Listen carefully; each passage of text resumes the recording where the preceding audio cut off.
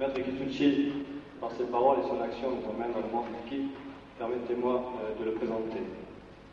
En janvier 1969, à Shingu, une petite ville dans la préfecture de Wakayama, au Japon, dans un cours dirigé par mon sensei, Maître Morelei Ueshiba, celui-ci arrêta le cours et, devant tout le monde, dit à Maître Kisuchi Sensei, aujourd'hui, tu es 10e dan, accroche-toi.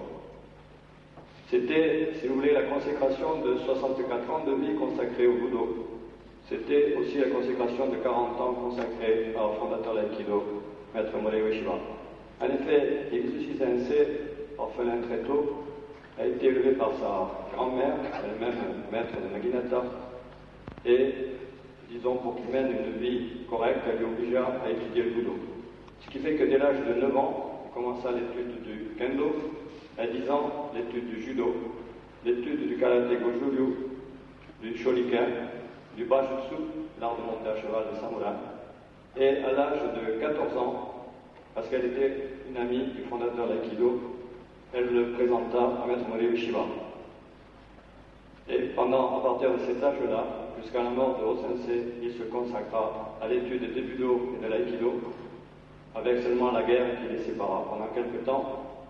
Et au retour, Maître Ueshiba lui dit maintenant c'est fini le Budo de la destruction, il faut créer le Budo de la paix, suis-moi.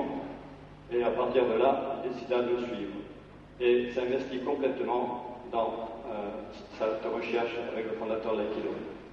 Il avait la chance d'être né dans la même région que le fondateur, et c'est un point important parce que celui-ci étudiait l'idiome du Wakayama, qui était difficilement compréhensible par les gens de Tokyo, alors que pour Kisuchi Sensei, c'était très facile puisque lui-même était né dans la préfecture.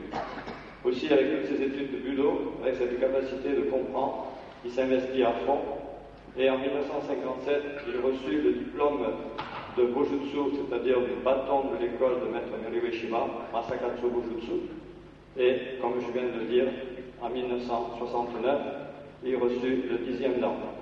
Et il fut le seul, parce que malheureusement, le 26 avril de la même année, Maître Ueshiba devait mourir. Il décida donc de continuer par la pratique, par les stages, ce que le fondateur lui avait demandé de faire, et c'est ainsi que, depuis plusieurs années, il vient en France, et maintenant, depuis 4 ou 5 ans en Europe, diriger des stages.